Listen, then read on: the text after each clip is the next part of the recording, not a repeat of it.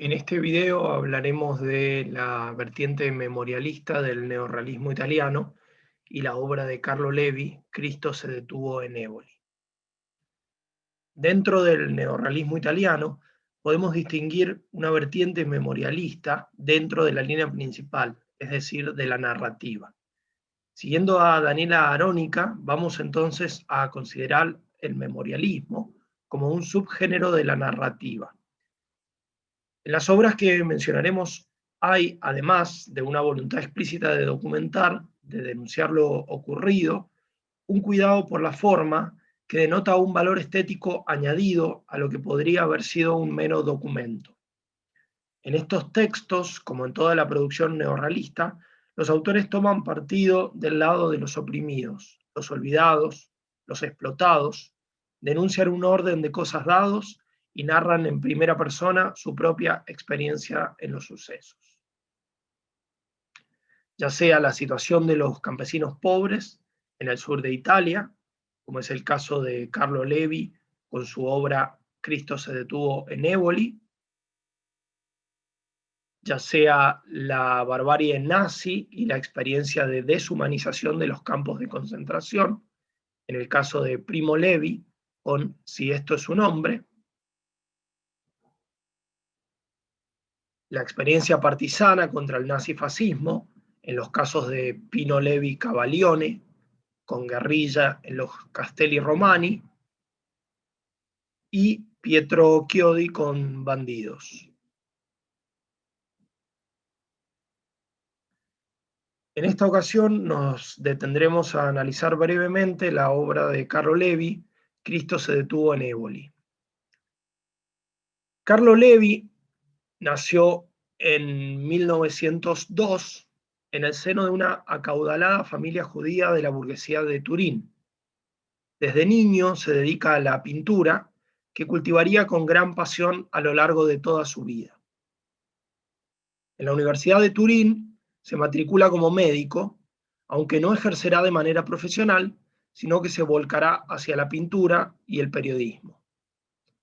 En su época de estudiante frecuenta a importantes figuras de la intelectualidad turinesa, como Pietro Govetti, Antonio Gramsci, Cesare Pavese, Luigi Einaudi.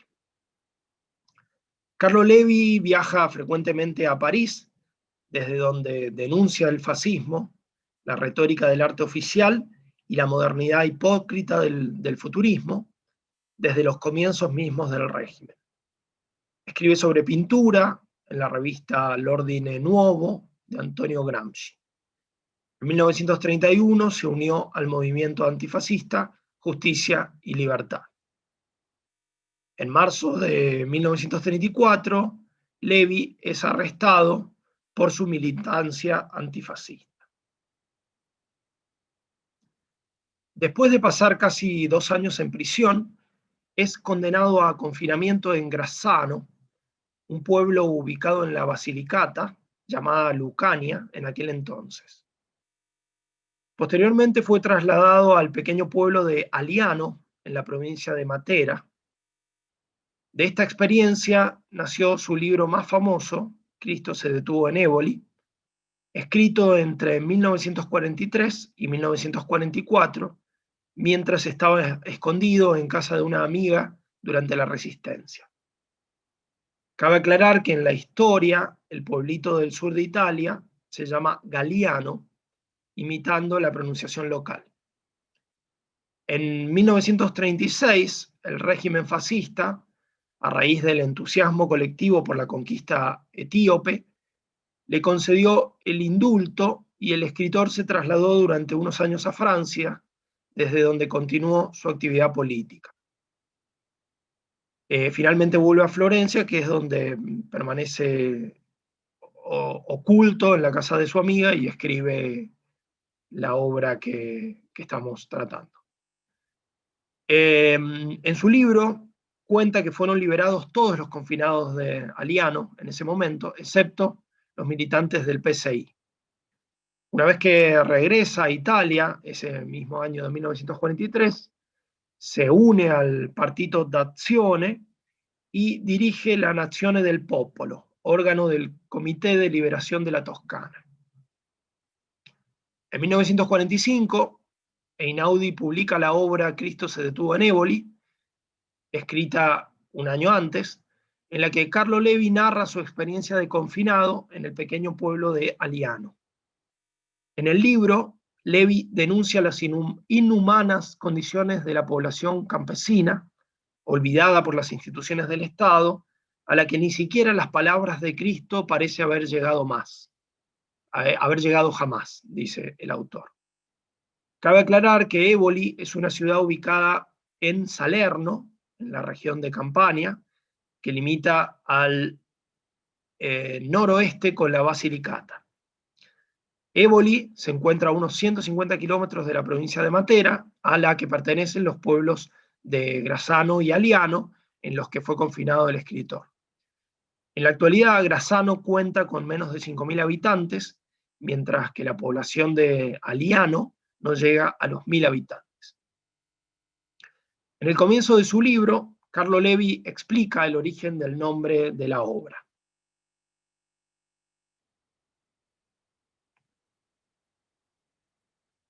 Me resulta grato volver a recorrer con la memoria aquel otro mundo, oprimido por el dolor y los hábitos, negado por la historia y por el Estado, eternamente paciente. A aquella tierra mía sin consuelo y sin dulzura, donde el campesino vive en la miseria y en la lejanía, su civilización inmóvil, sobre un suelo árido, en presencia de la muerte. Nosotros no somos cristianos, dicen ellos. Cristo se detuvo en Éboli. Cristiano quiere decir, en su lenguaje, hombre. Y la frase proverbial, que tantas veces he oído repetir, en sus bocas, ¿no es acaso nada más que la expresión de un desconsolado complejo de inferioridad? Nosotros no somos cristianos, no somos hombres. No somos considerados hombres, sino bestias. Bestias de carga, e incluso menos que bestias, animales montaraces que viven su vida libre, diabólica o angélica, porque nosotros debemos, por el contrario, someternos al mundo de los cristianos que están más allá del horizonte y soportar su peso y su comparación. Pero la frase posee un sentido mucho más profundo que, como siempre, en las formas simbólicas, es el sentido literal. Cristo se ha detenido verdaderamente en Éboli, donde la carretera y el tren abandonan la costa de Salerno y el mar y se adentran en las desoladas tierras de Lucania. Cristo no ha llegado nunca aquí. Ni aquí ha llegado el tiempo, ni el alma individual, ni la esperanza, ni la conexión entre la causa y los efectos, la razón y la historia. Cristo no ha llegado como no llegaron los romanos, que controlaban las grandes vías y no entraban en los montes y en los bosques, ni los griegos, que se asentaron en el mar de Metaponto y de Sibari. Ninguno de los osados hombres de Occidente ha traído hasta aquí abajo su sentido del tiempo que transcurre, ni su teocracia estatal, ni su perenne actividad que crece sobre sí misma. Ninguno ha tocado esta tierra a no ser como conquistador, o como enemigo, o como visitante incomprensivo. Las estaciones discurren sobre el esfuerzo campesino. Hoy, como 3.000 años antes de Cristo, ningún mensaje humano o divino se ha dirigido a esta pobreza refractaria. Hablamos un lenguaje distinto. Nuestra lengua resulta aquí incomprensible. Los grandes viajeros no han ido más allá de los confines del propio mundo y han recorrido los senderos de la propia alma y los del bien y del mal, de la moralidad y de la redención. Cristo ha descendido al subterráneo infierno del moralismo hebraico para derribar las puertas del tiempo y sellarlas en la eternidad. Pero en esta tierra oscura, sin pecado y sin redención, donde el mal no es moral, sino un dolor terrestre para siempre vinculado a las cosas, Cristo no ha descendido. Cristo se detuvo en Éboli.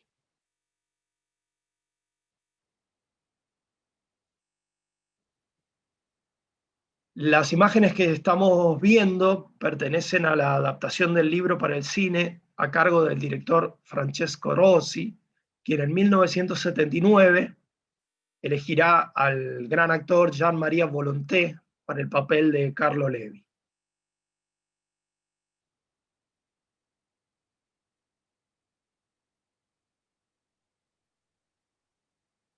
Mujeres e infancias en Cristo se detuvo en Éboli. Carlo Levi demuestra una gran sensibilidad a la hora de representar la vida y las creencias de los habitantes pobres de Aliano. El autor se ve obligado a frecuentar a los señores del pueblo cuando llega al lugar, pero sus simpatías están del lado de los campesinos y campesinas que sobreviven a la miseria y la malaria.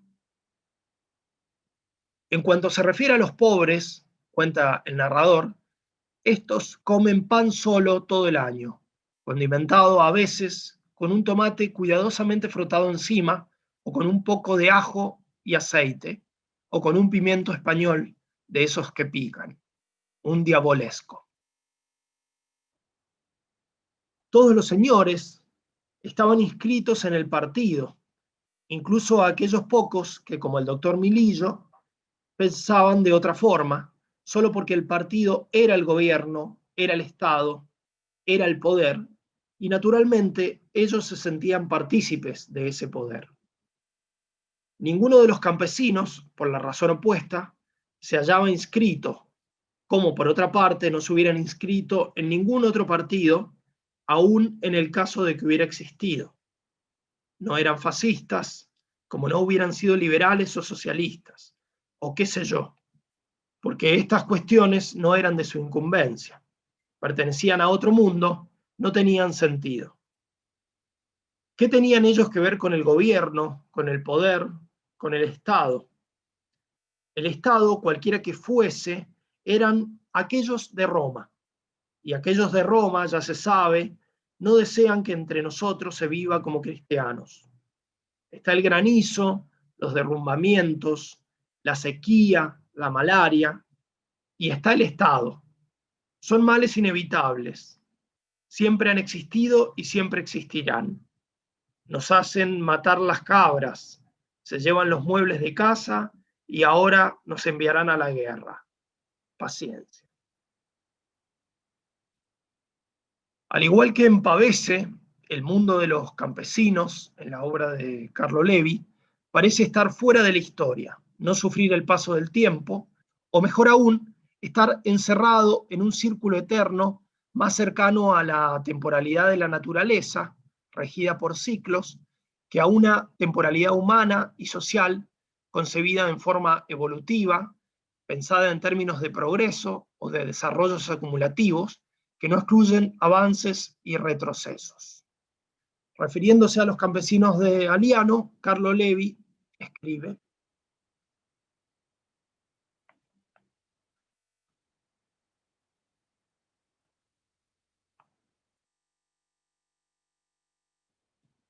la historia había pasado sobre ellos sin afectarles en lo más mínimo, y pensaba que se debería escribir una historia de esta Italia, si es que es posible escribir una historia de algo que no tiene desarrollo en el tiempo, la historia de lo que es eterno e inmutable, una mitología. Las mujeres que aparecen en la obra son personajes fuertes, abocadas a las tareas domésticas y la crianza de los hijos e hijas. Ellas se ocupan de conseguir los víveres para cocinar y se ocupan de traer el agua desde la única fuente del pueblo. Cuando los campesinos trabajan en los campos lejanos, las mujeres se ocultan detrás de las puertas entrecerradas. Las mujeres más respetadas y temidas del pueblo son las brujas, que tienen el poder de preparar efectivos filtros de amor o venenos mortales.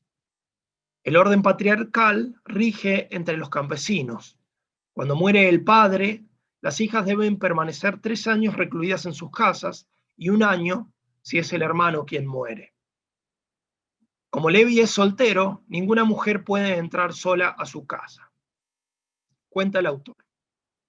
Lo impedían las antiquísimas y absolutas costumbres que son el fundamento de las relaciones entre los sexos.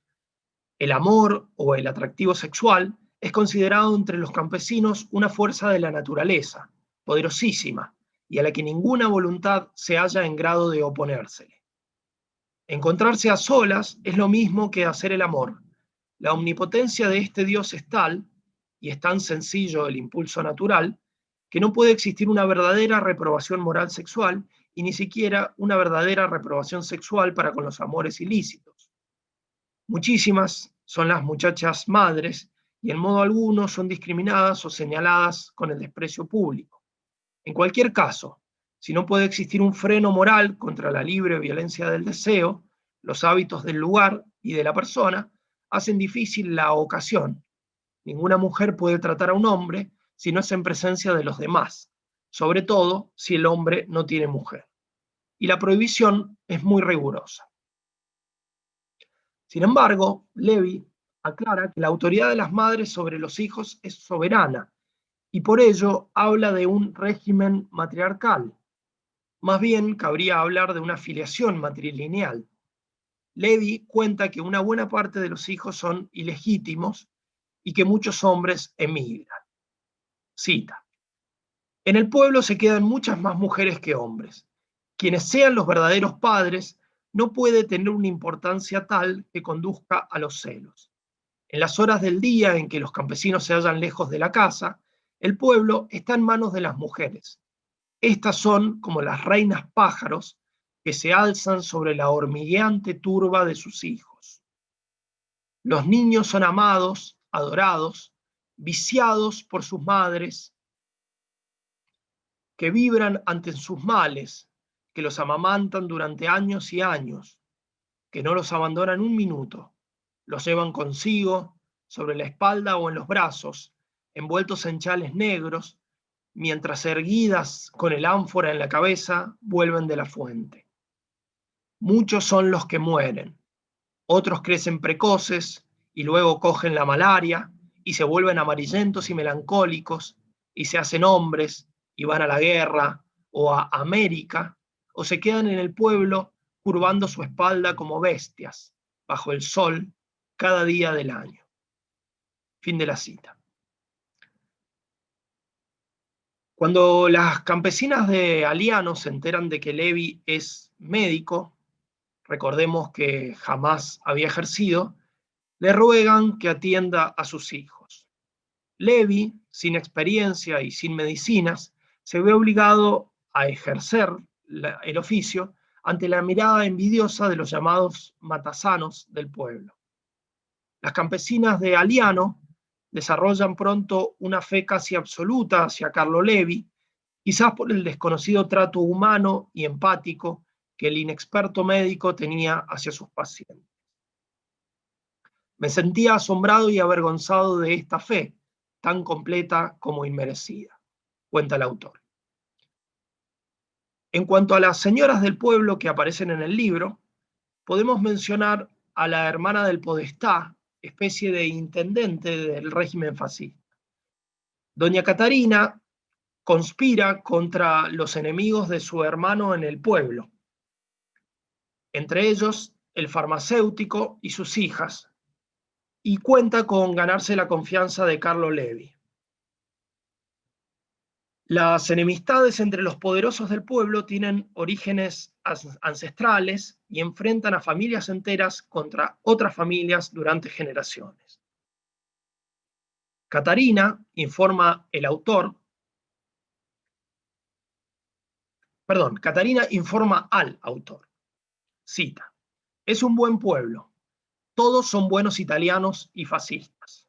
Mi marido, quien se encuentra en África en campaña colonial, era el secretario del Fascio y en su ausencia soy yo quien hago las veces.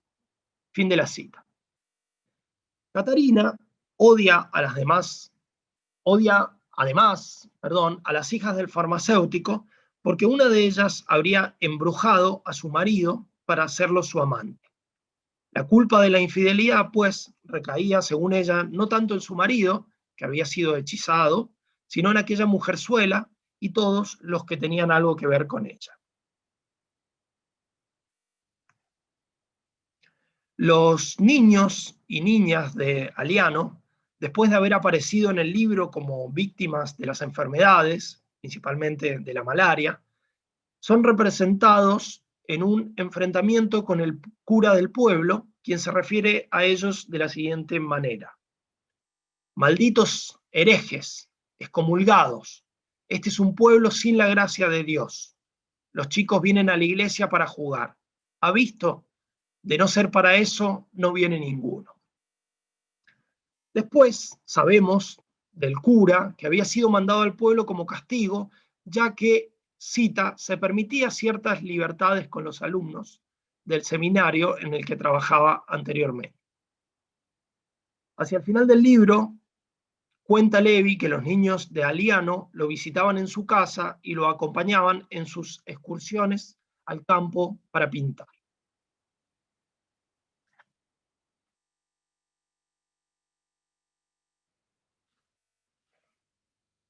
Había muchísimos, de todas las edades, y tenían por costumbre llamar a mi puerta a cualquier hora del día. Lo que en un principio les había atraído era mi perro Barone, ese ser maravilloso e infantil. Luego les había llamado la atención mi pintura y no terminaban de asombrarse con las imágenes que, como por encanto, aparecían en mis telas y que no eran ni más ni menos que las casas, los cerros, los rostros de los campesinos. Se habían convertido en mis amigos. Entraban libremente en casa y posaban para mí, orgullosos de verse pintados. Se informaban también de cuándo iría a pintar al campo y llegaban en tropel para recogerme en casa. Había casi siempre entonces una veintena y todos consideraban como el mayor de los honores el llevarme la caja de los colores, el caballete y la tela. Y por ese honor reñían y se pegaban, hasta que intervenía yo como un dios inapelable para juzgar y elegir. El que resultaba elegido iba con la caja, el más pesado de los objetos, con un aire digno, orgulloso y feliz, como un paladín lleno de gloria.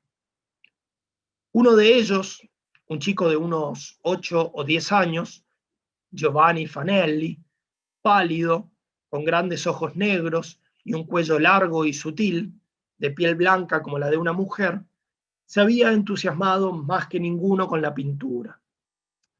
Todos los niños me pedían, a modo de regalo, los viejos tubos vacíos de los colores, los pinceles pelados, y hacían uso de ellos para sus juegos. Giovanni también recibió su parte, pero de ella hizo otro uso. Sin decirme nada, en secreto, se puso a pintar. Estaba siempre atentísimo a lo que yo hacía. Me veía cómo preparaba la tela y cómo la estiraba sobre los bastidores. Para él, estas operaciones resultaban tan esenciales como el hecho mismo de pintar. En consecuencia, buscó unos palos de madera y logró unirlos de la forma conveniente. Sobre estos bastidores asimétricos e irregulares, extendió algún trozo de vieja camisa encontrada quién sabe dónde y los empastó con no sé qué especie de papilla. Llegado a este punto, le parecía que había hecho ya casi todo. Con los restos de los tubos vacíos y de la paleta y con los pinceles deteriorados, pintaba sobre aquellas telas procurando imitar el trazo y la disposición de mis pinceladas.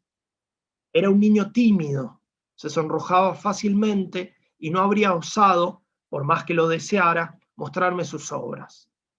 Puesto en aviso por los demás, logré verlas. No se trataba de las habituales pinturas infantiles ni de imitaciones. Se trataba de cosas informes, de manchas de color no desprovistas de encanto. No sé si Giovanni Fanelli ha llegado a ser o puede llegar a ser un pintor, pero decir verdad, nunca había nadie con aquella fe en una revelación que debía llegar por sí sola en el trabajo. Su fe en la repetición de la técnica como en una infalible fórmula mágica o como en un trabajo sobre la tierra que arada y sembrada da sus frutos.